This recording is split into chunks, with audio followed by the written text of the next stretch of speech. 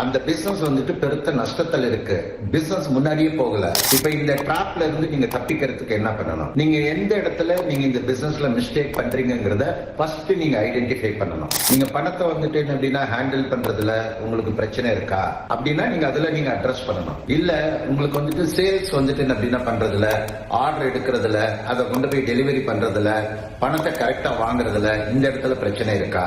மூணாவது, உங்களோட quality of the business வந்துட்டு எப்படி இருக்கு? மார்க்கெட்ல கம்பீட் பண்ற அளவுக்கு இருக்கா? இல்ல நீங்க எல்லாமே வந்துட்டு டிலே பண்ணி பண்றீங்களா? இல்ல குவாலிட்டி இல்லாத பிசினஸ் வந்துட்டு நீங்க பண்ணக்கூடிய பொருளோ இல்ல வேற விஷயங்களோ குவாலிட்டி இல்லாம இருந்தது அப்படின்னாலும் அதுல வந்துட்டு அப்படின்னா டெவலப் ஆகிறதுக்கு ஆப்பர்ச்சுனிட்டி இல்லை. அப்ப ஆஸ் அ பர்சன் உங்களோட திங்கிங்ல வந்துட்டு அப்படின்னா நீங்க சேஞ்ச் ஆகணும். எந்த பிசினஸுமே ஃபெயிலியர் கிடையாது.